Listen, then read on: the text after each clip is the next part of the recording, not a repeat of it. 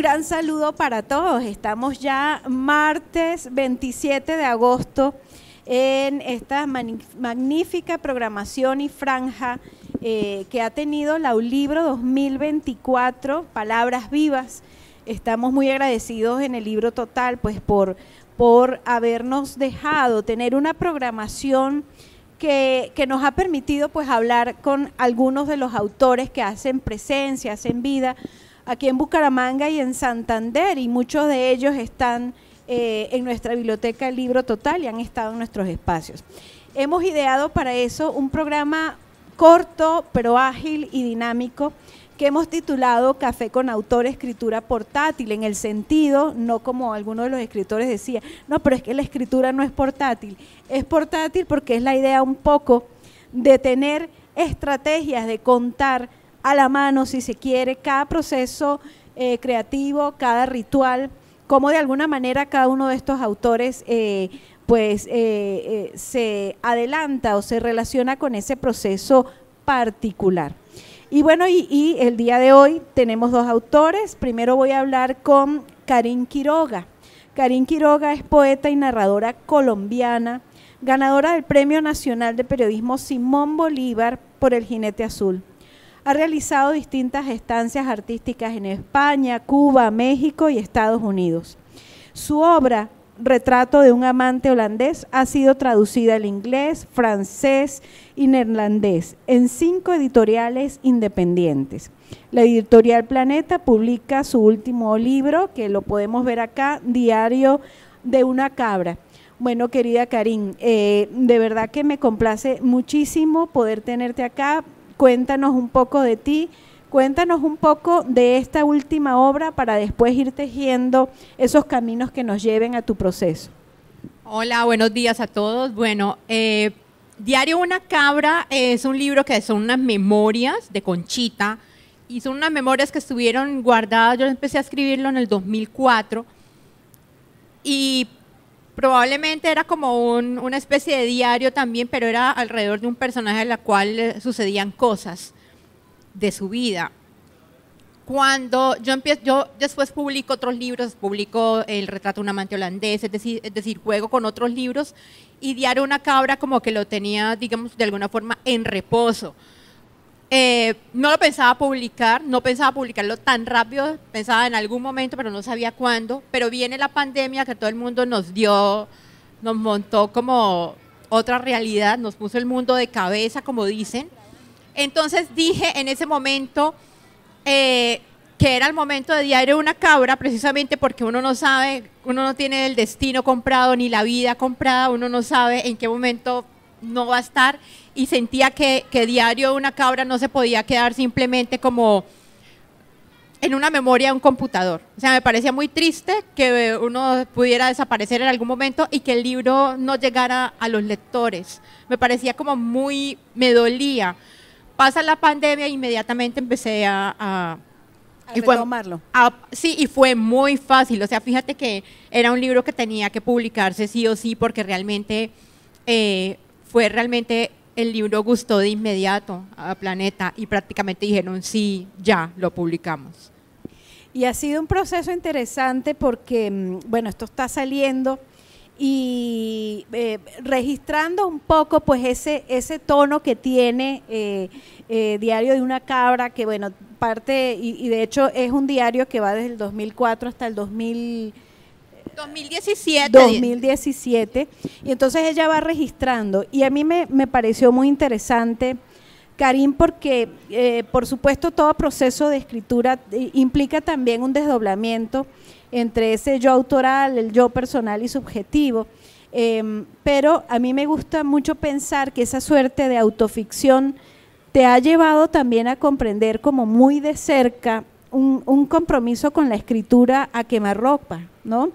Y yo veo también que en esa suerte de compromiso hay como una dupla, como un matrimonio que es para Karin Quiroga, la persona real, la escritora, que es impostergable. O sea, yo veo que hay mucha afinidad entre tu compromiso con el amor, con todos sus sabores, sus sinsabores, todos sus matices, y tienes como ese mismo compromiso con la escritura como tal, y es a quemarropa permanentemente.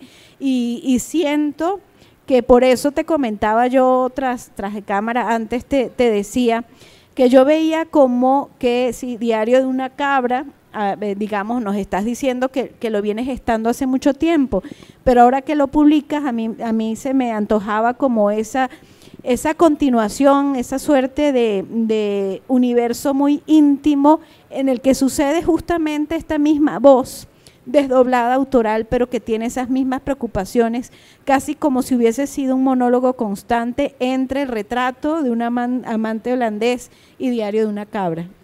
Mira qué interesante la pregunta, porque cuando Diario de una cabra evidentemente sí tiene un proceso de edición, sí tuvo una revisión muy juiciosa, y en algún momento llegamos a los años donde estaba en el 2010, cuando aparece el retrato de un amante holandés, pero el retrato no estaba en Diario de una cabra.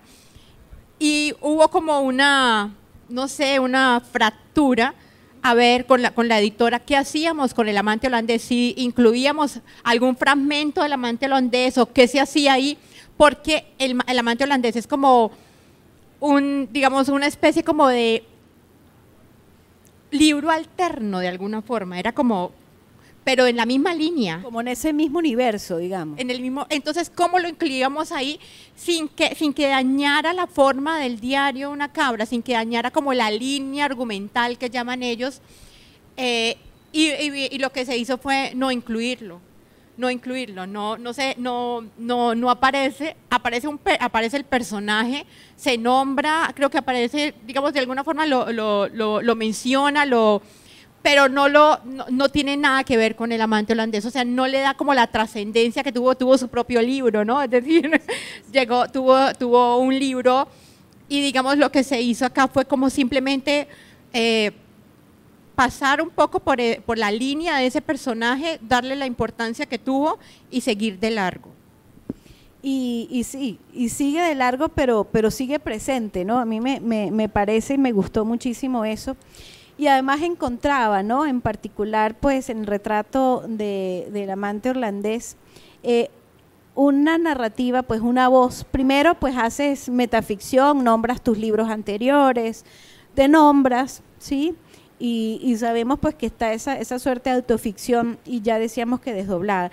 Pero me ha gustado mucho el tono de tu narrativa, porque siempre, claro, y sobre todo gran parte de la literatura contemporánea, muchas veces femenina, pero claro que también hay en voces masculinas eso, y es esa intimidad y esa suerte de conversación interna, ¿no?, en la que haces que de alguna manera el flujo temporal suceda, pero en esa suerte de autoconfesión, de autoacompañamiento, y me gusta mucho porque entonces trasciendes tiempos, haces que el flujo del tiempo suceda y uno sin darse cuenta, ¿no? Entonces es una estrategia narrativa muy interesante. Háblame de esa voz narrativa. Bueno, yo creo que ya de alguna forma ya la siento, ya la incorporé a mi estilo. A tu forma. Sí. Pero llegar ahí sí fue, yo creo que eso fue la parte bonita. Tú dices que eso es como un tema portátil, y lo que yo hice fue empezar, estamos hablando de 20 y pico de años dedicada, o sea, escribiendo. Entonces llega un momento que ya uno le encuentra el hilo, le encuentra la línea, y lo más importante es como la música, ¿no? Se encuentra el oído, empieza a afinar el oído. Y me acuerdo que cuando yo estaba empezando, yo jugaba mucho con eso, a que tuviera ritmo. Jugaba muchísimo a que no fuera aburrido leerme. O sea, yo jugaba muchísimo, y por eso era muy poética la cosa. Era un sentido muy poético, porque tenía que gustarme, tenía que tener un ritmo, y ese ritmo tenía que ser, incluso muchas veces yo me acuerdo que escribía algunos poemas, algunos cuentos, y por la noche otra vez volvía y lo repasaba en la mente, es decir, tenía como esa duplicidad también. y en la noche volvía, o inclusive en la mañana volvía otra vez la misma línea a repetirse. Entonces, lo que digamos, ya eso fue como un tema de trabajo, o sea, un tema que sí hace, digamos, es una experiencia literaria que tuvo mucho tiempo para poderse, digamos, para poder tener su espacio, para tener su lugar y para que a mí como autora me gustara. Es decir, que a mí lo que yo estoy escribiendo, lo que yo estoy sintiendo, a mí en lo personal me tiene que encantar y me tiene que mover, me tiene que, digamos, yo lo digo que es muy de, como tú lo, sí, es muy orgánico, Camila, conoce algo el tema mucho, entonces eso tenía que sentirme, digamos, muy sensorial también, ¿no? Entonces tenía que despertarme sensaciones, porque eso es lo que yo quiero que la gente sienta también. Entonces, que la gente, inclusive muchas personas que han leído el libro, me dicen, es que me lo leí en un día, me lo leí muy rápido y me lo estoy cargando a todos lados, porque no lo quiero dejar de leer, no quiero que se acabe, no quiero que se me acabe el libro tan rápido. Y solamente ese tipo digamos, y lo otro bonito, ya que estamos acá con el público, porque quiero escucharlos también, quiero escuchar preguntas, lo otro bonito, lo más interesante es que es tener la oportunidad como autora de estar en constante evolución con el mismo lector, y muchas veces el lector sabe más que uno la trascendencia de los personajes, sabe más que el propio autor, porque ha leído y le ha hecho un seguimiento, sabe muchísimo. O sea, yo lo que siento también como autora es que el lector no es como antes, cuando se escribía y se publicaban los libros y bueno, el lector era alguien que llegaba de pronto y que lo firmaba y chao. No, el lector es partícipe, el lector opina y el lector siente y el lector ofrece una lectura o una visión que uno en su momento nunca tuvo, porque pues obviamente mi trabajo es muy centrado en mí misma. Inclusive para Diario Una Cabra, un trabajo de edición muy fuerte fue ponerle personajes, porque todo el tiempo estaba hablando en primera persona y había que ponerle inclusive nombre a ella, ¿no? Por eso se llama Conchita. Empezar a buscarle nombre a los personajes, inclusive voz. El lector de alguna forma me ha ofrecido, el lector actual, las lectoras que están leyendo y que están todo el tiempo digamos, sintiendo los personajes, ofrecen eso, ofrecen su mirada desde allá y es una mirada igual, es decir, no es una mirada como antes con el escritor que era como piramidal, usted está, el lector abajo y yo estoy arriba. No, el lector está en las mismas condiciones del autor, simplemente que el lector no escribe, esa sería la única diferencia. Bueno, has logrado entonces, como dices, una complicidad con el lector, pues yo diría que por una complicidad previa contigo misma, ¿no? Y como decíamos antes al principio, cómo el tema del amor y de la escritura también ha sido tan protagónicas en tus distintos escritos, ¿no? Entonces voy a citar un breve párrafo de los muchos que le dedicas a hablar sobre el mismo proceso de escritura en los libros y luego a partir de allí pues entonces navegamos por esos procesos y esa relación tuya con la escritura. En el retrato del amante holandés dice: sueño escribir y llegada la hora me detengo, me evado, congelo mis sentimientos y escribo con las entrañas. El acto encierra una especie de comunión, una fuerza ancestral que me obliga a continuar sin debilitarme, a continuar y a perseguir la fantasía de la fama y la publicación. Y el amor forma parte de este triángulo inestable y barroco. Entonces, siento, esto es un fragmento, como les decía, de ese libro, siento entonces que hay motivaciones, o sea, yo creo que cada escritor tiene como su hilo conductor, su suerte de inspiración o leitmotiv, por decirlo así. Entonces, cuéntanos, a partir de sufrir el proceso de la escritura como escritora y como tu autoficción en cada uno de tus libros. Wow, eso da para muchos temas. Adelante, todos los que quieras. Bueno, es que me estás haciendo como hacer como una retroalimentación de todos estos años. Siento que de alguna forma un autor, una autora tiene que tener clara cuál es la perspectiva, es decir, eso no se puede perder, es decir, es tener claro cuál es el horizonte. Si uno como autora no sabe cuál es el horizonte, pues empieza a patinar, ¿no? Que es lo que uno empieza a hacer cuando empieza a escribir, uno juega, es como cuando alguien está aprendiendo cualquier deporte, cualquier disciplina. Yo siento esto que es muy de ejercicio, por eso nunca dejo la poesía. Porque la poesía es como el mantenimiento del músculo, ¿no? El deporte necesita una práctica y una práctica, o sea, evidentemente diaria, ¿no?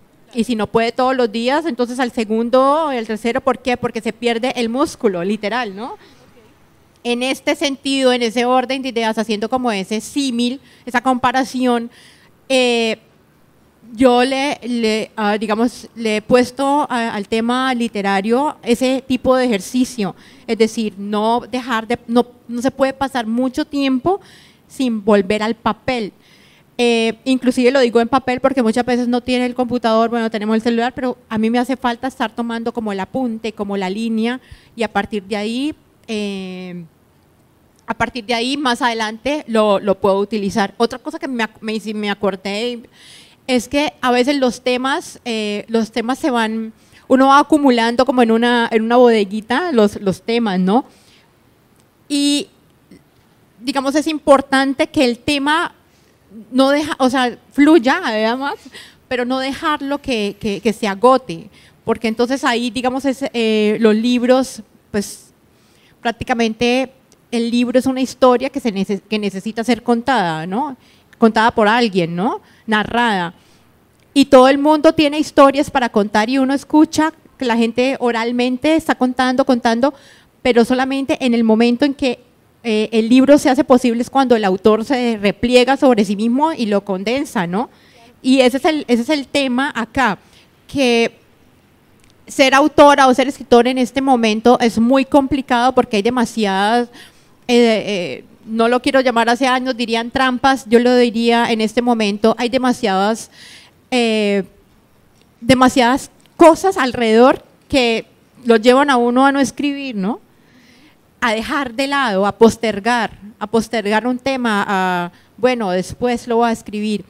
Entonces, en esa línea, lo que he logrado como autora es asumir la postergación, es decir, a verlo como que no es natural postergar un libro para después postergar un tema. El tema tiene que irse moviendo. Entonces, ahí es lo que yo te decía, el tema de la poesía me ayuda a que haya ese movimiento. Entonces, como no escribo todos los días, antes tenía más disciplina como autora para desarrollar un libro. Ese es otro tema. La disciplina es con horario y la disciplina es como un trabajo cualquiera de 8 a 12. Tú afrontas tu escritura como ese oficio que hay que dedicarle. Sí, o sea, no es un tema de raticos, o sea, no es un tema, bueno, no, es un tema de oficio, es un tema que necesita tiempo. O sea, todo lo que uno hace que le gusta, el libro necesita tiempo. Eso sí es fácil. Y el tiempo que se le roba ¿a qué? A todo lo que hay alrededor, es decir, al internet, a una cantidad de escenarios interesantes que se ofrecen alrededor y que desestiman el oficio de escritura, ¿sí?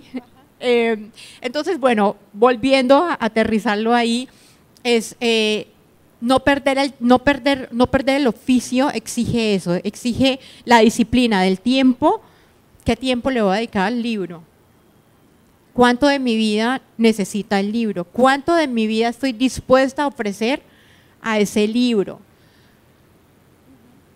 No, muy bien, y ya ahorita hacemos una intervención corta con Elena, pero porque como esto es así rápido, igual tienen el espacio del stand para hablar, sí. Pues eso, ¿no? Ya como por ir modelando un poquito el camino al que quieres llegar. Entonces, ¿sí crees que hay un ejercicio que definitivamente requiere esa disciplina. Algo que me gustó mucho que dijiste, requiere que no se postergue, no se puede procrastinar la escritura, sobre todo cuando la escritura forma parte de tu vida y de tus deseos, tus anhelos, y creo que eso me parece como muy, muy contundente. En ese proceso ya mismo de la escritura, ¿qué ritual, por ejemplo, tiene Karin Quiroga para sentarse a escribir? Hemos estado tratando de ver las aristas y bueno, salen unas historias muy simpáticas de cómo cada quien hace ese ritual que es día a día, pero al fin y al cabo es un ritual. Bueno, uy, qué bonito, ¿no? Yo siento que el ritual mío es físico, como la obra es tan orgánica, entonces el ritual tiene que ser físico. Entonces, ¿en qué momento yo recurro a la escritura? Pues cuando duele. Es como cuando alguien recibe, se raspa, ¿no? Se raspa las sensaciones de dolor, se pone una curita, bueno, etcétera. Pero a mí el dolor, y hablamos en diferentes estructuras o formas de dolor, no importa, no lo vamos a definir, pero cuando duele es cuando es más bonito. Y no es que sea masoquista ni nada, no se trata de eso, no es que me tiene que doler, no, es porque cuando duele, cuando el dolor está acá, digamos, si lo ponemos, entonces en el momento que tú empiezas a trabajarlo, por eso es tan bonito, por eso no hay traumas, por eso la literatura agota el trauma, por eso te lo ponen muchas veces como un asunto como de medicina y etcétera, porque tú describes, y también me encanta no describir, a mí me encanta no definir, me encanta jugar a contar algo como quien se lo está inventando, literal, en ese término, alguien que se está inventando una nueva forma de escribir. Y si le pongo, digamos, corazón, o no quiero decirlo de otra forma, bueno, corazón, o si le pongo el tema de que eso siente, o sea, vamos a seguir con la idea de que es algo orgánico. Entonces, si es algo orgánico, es porque tiene movimiento, tiene color, siente. Entonces, esa sensación es la que yo anhelo para escribir, o sea, la sensación es la que te mueve a crear cosas y a ponerle un orden al mundo o al universo que uno está creando en su propia mente, y que probablemente de eso se trata de la literatura, de ponerle orden a un universo absolutamente confuso que tenemos, ¿no? Es decir, el proceso de escritura de alguna manera te ayuda a subsanar o a mirar y sentir verdaderamente esa desgarradura. Hay una desgarradura, ya me dijiste eso, y entonces, como para ir cerrando, y Elena va a hablar con Karin ahora que allá en el espacio, entonces, no te me vayas por las ramas, que eso ha sido muy interesante, pero dime, ¿qué hace Karin Quiroga para sentarse todos los días a escribir? No, no escribo todos los días, tristemente. No escribo todos los días, entonces lo que hago para lidiar con ese tema de no escribir a diario es que voy guardando, y cuando llega el momento es absolutamente sobrecogedor, es decir, no da espera. O sea, y el libro ya, o sea, cuando hay como esa relación con los libros como tan de la vida de uno, el libro ya es el que le dice, oiga, espere, ¿dónde estás? Entonces, hay como una comunicación también, por decirlo de alguna forma, con el tema que necesita ser contado. Y entonces, en algún momento, oiga, espere, acuérdese que tal cosa, y ahí está cuando uno se levanta a medianoche y toma apuntes y necesita empezar a desarrollar, es una cosa muy creativa. Entonces la creatividad también no tiene horario y no tiene como el orden que normalmente tiene la vida real. La creatividad se mueve como en otros espacios. Entonces es como, ¿cómo hago yo para desarrollar esa creatividad sin que la vida cotidiana la agote? Eso, digamos. Entonces, respondiendo, es eso, es como tener como un inventario. Esa sería esa sería la respuesta. Lo que hago es como un inventario, y regularmente acudo al inventario y ahí sale el libro. Es buscar en el inventario que hay ahí, como un archivo, y voy sacando y voy agotando los temas. Es decir, sí los termino. O sea, un archivo que has estado anotando un poco cada vez que sucede esa urgencia. Tú decías pararte en la noche, me imagino que de pronto vas en un bus, también te sucede. Sí, y vas de alguna manera haciendo ese plan, ¿no? Como un plan original que después vas a aterrizar, pues, en un libro y en un proceso finalmente de tejido, ¿no? Que eso sería. Bueno, este programa pues tiene esa posibilidad, es un abreboca, además pues para que puedan visitar la literatura de Karin Quiroga. Pues ahora Diario de una Cabra está aquí expuesto en el stand de editoriales independientes. Me imagino que también puede encontrarse en otra parte de la feria, y busquen también los distintos títulos, porque Karin ha incursionado pues en novela, en cuento, en poesía, en teatro y bueno, una variedad de géneros que sería como muy interesante. Ya yo le propuse a Karin que de aquí a unos meses nos sentemos a desplegar mucho más profundamente todos esos derroteros literarios por los cuales te has ido, ¿no? Entonces, bueno, si quieres decir algo último para darle paso a nuestro próximo escritor. Estoy muy complacida de estar acá, me encanta poderlos ver acá al frente, poder compartir y que sea la oportunidad para que quienes no me han leído empiecen a buscar los libros. Hay una historia que se está contando, que se está desarrollando, y hay una historia de largo alcance, hay una historia que se va formando en esta ciudad y que tiene como objetivos así infinitos. Muchísimas gracias a todos por estar acá. Gracias, Karin, a ti por haber aceptado esta invitación. Muchas gracias.